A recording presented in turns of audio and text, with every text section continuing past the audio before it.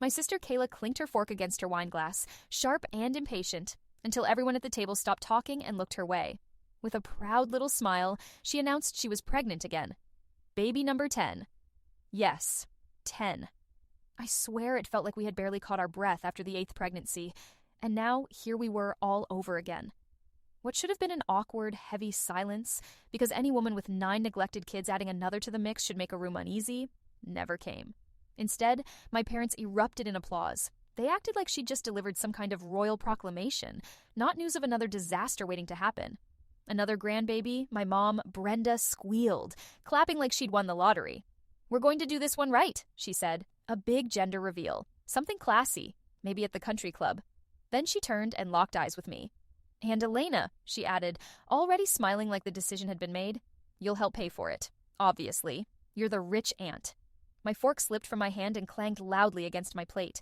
Suddenly, the pot roast in my mouth tasted like dust and ashes. "Are you out of your mind?" I snapped. "She doesn't even take care of the kids she already has. I'm done raising her army while she plays pretend mom." Kayla's face twisted instantly, red with fury. "Of course you'd say that," she shot back. "You're just jealous because you can't have kids." The room went completely still. The air felt like it got sucked right out. She knew. She knew about the hysterectomy I had last year, the surgery I didn't want but needed, the one that shattered me in ways I still hadn't fully put back together. Before I could even open my mouth, my mother stood up. She didn't comfort me. She didn't correct Kayla. Instead, she reached across the table and grabbed my forearm, her fingers digging hard through my sweater. Her grip was so tight it made me gasp, and I knew immediately it would leave bruises. She leaned down close to my ear, and when she spoke, her voice was low and cold, nothing like the woman who raised me.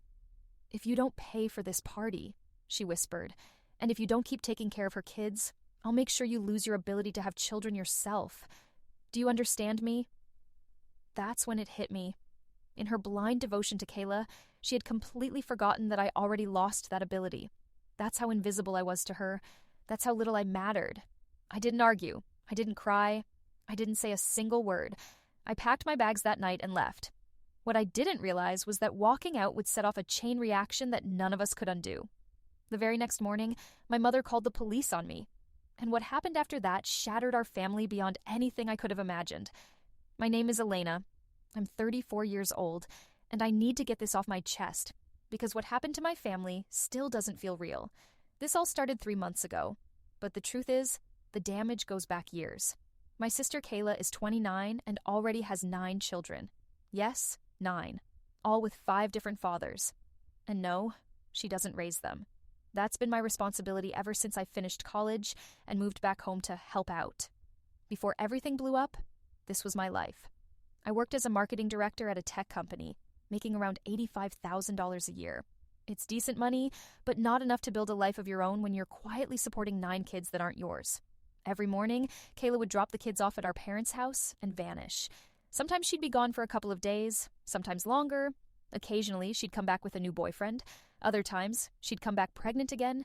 And sometimes she wouldn't show up at all, until neighbors started asking why the kids were still around. My parents, Brenda and Gary, excused all of it. "She's just going through a hard time," my mom would say. "She needs our support." Meanwhile, I was the one waking up at 5 a.m. every day to pack lunches, check backpacks, and make sure homework got done.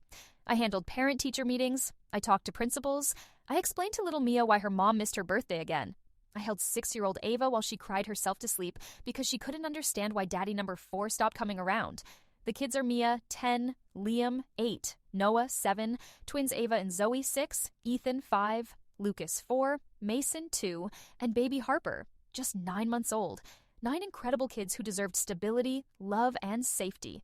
Not the chaos and neglect Kayla kept dragging them through. I loved them like they were my own. And that's probably why what happened next hurt as deeply as it did. 3 months ago, during Sunday dinner, Kayla walked into my parents' house with that look I had learned to dread. That glow, that smug little smile. She rested her hands on her stomach and announced it like a joke. "Surprise," she said. "Number 10 is on the way." My mind immediately went back to the 8th time she'd said those words, a pregnancy that ended in total chaos. But my parents didn't seem to remember any of that. Instead of shock, they celebrated. They cheered. My mom actually stood up and clapped again. "Another baby, this is wonderful," she said. "We need to celebrate properly this time. Maybe a big party. We could rent the community center. Then she looked straight at me. And Elena, you'll help pay for it, right? You make good money. Family comes first. I sat there frozen, my fork hovering in midair, watching the whole thing like it was some kind of twisted performance. Kayla was glowing like she'd just won an award, not like someone who couldn't remember the last diaper she changed. Are you serious? I finally said. She doesn't even take care of the kids she already has. And I'm supposed to be excited about paying for a party? I pushed my chair back. I'm done raising her kids. The room went completely silent. Kayla's expression flipped from smug satisfaction to full-blown rage in about 2 seconds. Of course it had to be you, she snapped, her voice sharp, the one who can't even have kids. Maybe if you weren't so bitter about being broken, you'd understand that some of us are actually blessed with fertility. It felt like getting punched in the chest. Kayla knew exactly what she was doing. She knew about my health issues. She knew about the surgery that took away my chance to ever carry a child. And she didn't hesitate to twist the knife as hard as she could. But somehow, what came next was even worse. My mom stood up from her chair and walked straight over to me. Without saying a word, she grabbed my arm. Her fingers dug in so deep I could feel her nails through my sweater, gripping me like I was trying to escape. I sucked in a breath as she leaned down close to my ear. Her voice dropped into a low, poisonous whisper that sent chills straight down my spine. If you don't do this, she said, like she was issuing an order from a throne, I'll make sure you lose the ability to have kids yourself. Do you understand? The irony almost made me dizzy. She was threatening to take away something I had already lost. I yanked my arm back and looked down at the angry red marks her nails had left on my skin. I didn't yell. I didn't cry. I didn't cause a scene. I just nodded, sat there in silence, finished my meal, and excused myself from the table like nothing had happened. That night, I went back to my tiny apartment above the garage behind my parents' house, the same place I'd been living rent-free for years in exchange for being Kayla's unpaid full-time nanny. I didn't hesitate. I started packing everything I owned. By midnight, my car was loaded with my clothes, important documents, and my laptop. I left my keys on the kitchen counter, got in my car, and drove off into the dark without looking back. The next morning, I woke up on my friend Tanya's couch to my phone ringing. The number was unfamiliar, but I answered anyway.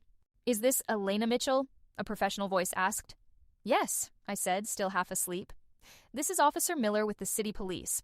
We received a report that you've stolen property belonging to Brenda and Gary Mitchell. They're claiming you removed items that don't belong to you when you moved out. My blood went cold. What items? I asked. According to the report, he said, electronics, furniture, and personal belongings. They're requesting that you return the items immediately, or they intend to press charges. I explained everything. I told him that every item I took belonged to me, that I had receipts for my electronics, and that I'd lived in the garage apartment for 5 years using furniture I bought myself. Officer Miller sounded understanding, but said I still needed to come down to the station to clear things up. What I didn't realize at the time was that this was only the beginning of my mother's revenge. When I arrived at the police station, I came prepared. I brought every receipt I could find, photos of my apartment showing my belongings, and bank statements proving I paid for everything myself. After reviewing it all, Officer Miller confirmed that no crime had been committed. But then something unexpected happened. Ma'am, he said, shifting uncomfortably, I need to ask you something. Are there children living in that house who might be in an unsafe situation? The report your mother filed included some concerning details. My heart skipped. What kind of details? She mentioned that there are 9 children living there, he said, and that without you present to care for them, she's worried about their safety. She specifically stated that their mother isn't reliable. That's when it hit me. My mom hadn't just called the police to mess with me. In her anger and desperation to punish me for leaving, she had accidentally exposed the entire truth about Kayla and the kids. She had painted a picture of a household where 9 children might be at risk. The perfect family image shattered in an instant. Officer, I said carefully, those children are my nieces and nephews. Their mother is Kayla Mitchell, Brenda's other daughter, and you're right to be concerned about their safety. From there, everything started falling apart like dominoes. Officer Miller began taking detailed notes as I explained everything. Kayla's pattern of disappearing for days at a time, the revolving door of boyfriends, the fact that the kids often didn't see their mother at all, how my parents were overwhelmed and barely holding things together. I showed him photos on my phone, toys scattered everywhere, dirty dishes stacked in the sink, little Mason still in a diaper that clearly hadn't been changed in hours. I've basically been raising these kids for 5 years, I told him. I left because I was threatened when I spoke up about my sister having another baby she can't take care of. And that was the moment I realized, by trying to punish me, my mother had set something much bigger in motion. Officer Miller nodded, his expression serious. "Ma'am," he said, "based on what you've shared and what I've seen in your mother's report, I believe Child Protective Services needs to get involved." Less than 2 hours later, CPS showed up at my parents' house for an unannounced visit. I wasn't there, obviously, but I found out quickly. Tanya's neighbor, Mrs. Chen, called her right away. She lived across the street and had a clear view of everything. According to Mrs. Chen, 2 CPS workers arrived around noon. Kayla's car wasn't in the driveway, which wasn't unusual, but it meant my parents were alone, trying to manage 9 kids all under the age of 10 by themselves. By that evening, my phone was blowing up. I had 5 missed calls from my mother and 12 text messages that swung wildly from pleading to outright threats. But I wasn't finished. That same night, I called the CPS worker whose business card Mrs. Chen had passed along. Her name was Miss Davies, and from the first moment she spoke, she was calm, professional, and direct. "Miss Mitchell," she said, "I understand you were the primary caregiver for these children until recently." "That's correct," I told her. The next day, I spent 4 solid hours at the CPS office. I laid everything out. Kayla's long pattern of neglect, my parents' inability to safely handle 9 young children, and the financial support I'd been providing for years. I brought photos, medical records from appointments I'd taken the kids to, and school paperwork showing my name listed as the emergency contact. After reviewing everything, Miss Davies looked up at me and shook her head slightly. "Miss Mitchell," she said, "this is one of the most thoroughly documented cases I've seen. These children have essentially been abandoned by their mother and left in the care of grandparents who are clearly overwhelmed." She paused, then continued. "We'll be conducting a full investigation. Kayla will be required to attend parenting classes and submit to drug testing." Drug testing. I hadn't even mentioned drugs because I wasn't sure, but apparently CPS had seen enough during their visit to raise serious concerns. Over the next 2 weeks, everything spiraled fast. Kayla failed her first drug test, positive for both cocaine and marijuana. She skipped her first 3 parenting classes. Then she was arrested for driving under the influence with baby Harper in the car. Thankfully, he wasn't hurt, but that was the final straw. My parents were barely holding it together without me. Mia called me one night, sobbing, because there was no food in the house and Grandma and Grandpa were too exhausted to go grocery shopping. Ava wet the bed and had to sleep in it, because no one had done laundry in over a week. And then came the real bombshell. 3 weeks after I moved out, Miss Davies called me with news that stopped my heart. "Miss Mitchell," she said, "we've completed our investigation. We're recommending that the children be removed from the home immediately. However, we'd prefer to place them with a family member if possible. Would you be willing to take custody?" My chest tightened. "All 9 of them?" I asked. "If you're unable to take all 9, we understand," she said gently. "But you're the only family member who appears both financially stable and emotionally capable of caring for them." That night, I called my lawyer, Simon Hart. He listened carefully as I explained everything. When I finished, he leaned back and said, "Elena, this could actually work in your favor, more ways than one." "How?" I asked. "If you take custody," he explained, "you'll qualify for significant state assistance. More importantly, you'll have legal standing to pursue compensation. You provided full-time childcare for 9 children for 5 years. I blinked. "You're saying I could sue them?" "Think about it," he said. "The going rate for a live-in nanny caring for 9 kids would be astronomical. You've provided well over $250,000 worth of unpaid labor. You were exploited. And once you have legal custody, you can petition the court to require Kayla to pay child support for every one of those kids." The more I thought about it, the more it made sense. I loved those children. I had already been raising them. Now I could do it legally and protect them for real. The next morning, I called Miss Davies. "I'll take them," I said. "All 9. The day I picked them up was chaos, but the good kind. Mia wrapped her arms around me so tight I thought she might crack my ribs. Liam leaned in and whispered, "I knew you'd come back." The twins were bouncing off the walls, laughing and shouting. Even baby Harper reached for me with his chubby little arms. My parents stood frozen in the doorway, completely shell-shocked. Kayla wasn't there. She'd been arrested again 2 days earlier for violating her parole conditions. As I loaded the last car seat into my SUV, my mother stepped forward. "Elena," she said, her voice shaking, "you can't do this. These aren't your children." "Actually, Mom," I said calmly, holding up the custody paperwork. "Legally, they are now." She opened her mouth again. "But the party. We were planning Kayla's baby shower." You can still have your party, I said evenly. You'll just be celebrating alone. The first month was an adjustment for all of us. I rented a large house with a big backyard, something I could finally afford now that I was receiving state support and had filed for back support from Kayla's various baby daddies. Simon Hart had been right. The court took a serious interest in the financial exploitation I'd endured over the years. Once the dust settled, the kids started to thrive in ways I hadn't even realized they were capable of. Mia's grades jumped from C's to straight A's. The twins got signed up for soccer and suddenly had something to look forward to every week. Little Lucas, who barely spoke before, started opening up more, stringing words together with confidence. But the real sense of justice came when the lawsuits finally began to move. Kayla, facing 9 counts of child abandonment and unable to afford an attorney, was ordered to pay $3,500 a month in child support. Since she had no job and no assets, the judge ruled that any future wages she earned would be garnished automatically.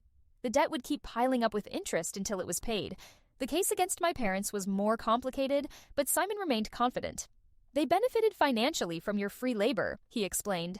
They were able to maintain their lifestyle because you were providing full-time childcare under pressure and manipulation. That matters. While the legal process crawled forward, I focused on one thing: finding a permanent, safe place for the kids. Quietly, without telling anyone in my family, I bought a beautiful 6-bedroom house in the next county. It was far enough away to put real distance between us and my mother's toxic influence, but close enough that the kids wouldn't have to change schools mid-year. I didn't tell a single relative. As far as they knew, I was still in the rental house, dealing with their non-stop harassment. Then, a week before our planned move, something happened that changed everything. Kayla called me from the treatment center. This time, she wasn't crying. She wasn't apologizing. She sounded angry. Furious, actually. "Elena, listen to me," she said, her voice shaking. "I just got a letter from Mom. She's been telling everyone, staff here, people in group, that you manipulated the system to steal my kids. She's saying you're unstable, that you're a single woman who shouldn't be raising children." My stomach dropped. "I'm not done," Kayla continued quickly. "She also contacted 2 of my exes, the twins' dad and Lucas's dad. She told them that if they help her get the kids back, she'll make sure they never have to pay back child support. She's promising they can just take their biological kids and disappear, and she'll cover for them legally." My blood ran cold. The custody order was solid, but if those men actually tried to grab their kids and flee the state, it could take years to undo the damage. "There's more," Kayla said. "She's been calling people from my past, dealers, old friends who are bad news. She's telling them where you live and hinting that there might be valuables in a house where someone just got a big settlement. She's basically trying to send criminals to your door." That's when fear really set in. This wasn't petty revenge anymore. My mother was actively trying to put me and the children in danger. "Kayla," I said carefully, "why are you telling me all this?" There was a pause on the line. Then she said, "Because I'm done being a coward. I'm checking myself out of here early. I know it's not ideal, but I've been clean for 7 months. I'm coming home to help protect my kids." I was stunned. Kayla had never once stood up to our mother in her entire life. "Are you sure?" I asked. "Your recovery has to come first." "My recovery doesn't mean a damn thing," she replied. "If my kids get hurt because I was too selfish to protect them." Kayla arrived 3 days later. The change in her was undeniable. She was clear-eyed, focused, and burning with controlled anger. "Where are Mom and Dad?" she asked the moment she walked in. "Dad moved out," I told her. "He couldn't deal with Mom anymore. She's living alone." "Good," Kayla said, her jaw tightening, "because I'm going to see her, and I want you and the kids far away when I do." That afternoon, I took the kids to a park 2 towns over. While they played, laughed, and ran around without a care in the world, Kayla went back to our childhood home. Later, she told me it was the most satisfying conversation of her life. She found our mother in the kitchen, looking worn down and bitter. "Kayla," Mom cried, rushing forward to hug her. "Oh, sweetheart, you're home. We can fix this mess with Elena and get the kids back where they belong." "Sit down, Mom," Kayla said quietly. "What?" "Sit down. We need to talk." Mom sat, clearly expecting support. Instead, Kayla pulled out a chair and stared her straight in the eyes. "I know what you've been doing," Kayla said. "I know about the harassment, the false reports, the people you contacted to try to rob Elena. I know everything." Mom's face drained of color. "Sweetheart, I was just trying to protect those children. Elena has no right—" "Stop!" Kayla snapped. "For once in your life, stop talking and listen." Mom froze. "Those kids were dying in my care," Kayla said, her voice shaking but steady. "Not physically, but emotionally. I was crushing their spirits with my neglect and selfishness. Elena saved them. She saved them from me, and she saved them from you." "That's not," Mom started. "You want to know what's not right?" Kayla cut in. "What's not right is that I brought 9 children into this world and couldn't be bothered to raise them.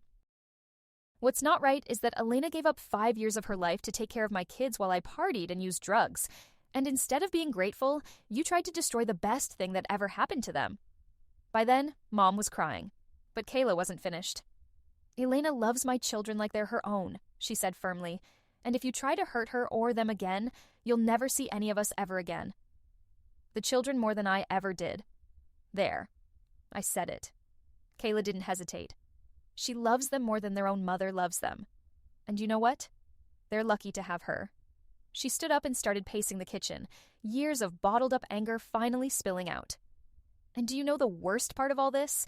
You're putting those kids in danger just because your pride got bruised. You'd rather see them traumatized than admit you were wrong." "I just want what's best for them," Mom tried to say. "No," Kayla shot back. "You want control. And guess what, Mom? I'm taking that power away from you." She pulled a folder from her bag and slammed it down on the table. "These are the papers to terminate your grandparent rights. I'm signing them. Elena is filing them. And you will never again have legal authority over my children." Our mother stared at the paperwork like it was toxic. "You can't do this. I'm their grandmother." "You lost that privilege when you chose revenge over their well-being," Kayla said coldly. "You need therapy. You need to take responsibility. And maybe, someday, if you truly change, Elena might allow you to see them. But that decision is hers now, not yours." Then Kayla walked out, leaving our mother collapsed at the kitchen table, sobbing. A queen without a kingdom, finally stripped of the power she'd abused for so long. When Kayla picked me up from the park later that afternoon, she looked lighter, like she'd finally put down a weight she'd been carrying her whole life. "How did it go?" I asked. "It went exactly how it needed to," she said quietly. "She knows she's lost." That night in our new home, Kayla asked if she could say goodnight to the kids. She knelt in front of Mia and said, "I want you to know that Aunt Elena is the best mom you could ever ask for, and I'm so proud of you." She did the same with each child, telling Liam how proud she was of him, apologizing to the twins for missing their games, and really listening for once. When she reached baby Harper, she just held him for a long time. Tears ran down her face as she rocked him gently. "I don't deserve to be his mother," she whispered, "but I'm so grateful that you are." 3 months later, I received a settlement offer from my parents' insurance company. They agreed to pay $200,000 for emotional distress and unpaid wages. On top of that, they covered 2 years of therapy for the children. But the biggest turning point came when Kayla's 10th pregnancy ended. In December, she gave birth to a healthy baby boy named Owen. He was placed into my custody immediately. Yes, that meant I now had 10 children. But this time, I wasn't doing it alone. Tanya moved in to help. I hired a part-time nanny. Kayla returned to sober living so she could finish her program the right way. 6 months later, her counselor called me. Kayla wanted to write a letter. "Dear Elena," it began, "I know I don't deserve forgiveness, but I need you to understand that I finally see what I did. I was selfish. I was cruel. You gave my children everything I should have. Thank you for saving them when I couldn't save myself." There was a separate letter for each child. Redemption didn't happen overnight, but it had started. Kayla stayed clean. She got a job. For the first time in her life, she was actually trying. As I write this now, it's been 15 months since I gained custody. Mia is thriving in middle school and already says she wants to be a lawyer like Simon Hart. Liam is learning to play the piano. The twins are still obsessed with soccer. Baby Harper is walking around the house calling me Mama. And baby Owen is the happiest little guy you've ever seen. Kayla visits twice a week and calls every Sunday. She's been sober for over a year and is saving up for her own apartment. Our relationship will never be what it once was, but it's built on honesty now. My parents see the children every other weekend, always supervised. My dad has apologized. My mom still struggles with her pride, but she follows the rules because she knows she has no choice. I'm not the biological mother of these 10 beautiful kids, but I'm their mom in every way that counts. I wake up every morning to noise, messes, sticky fingers, and absolute chaos. And I wouldn't trade it for anything. Sometimes I think about what might have happened if my mother hadn't called the police that day. If she hadn't accidentally exposed the truth, would I still be trapped in that garage apartment, raising kids without any real power to protect them? Her attempt to punish me ended up giving me everything I ever wanted. A real family and the legal authority to keep them safe. These 10 children are my greatest joy. Every scraped knee I kiss better, every bedtime story I read, is proof that sometimes the best families aren't the ones you're born into, but the ones you choose, fight for, and build. And that's the real ending to this story. Not revenge, but a family that finally works the way it's supposed to.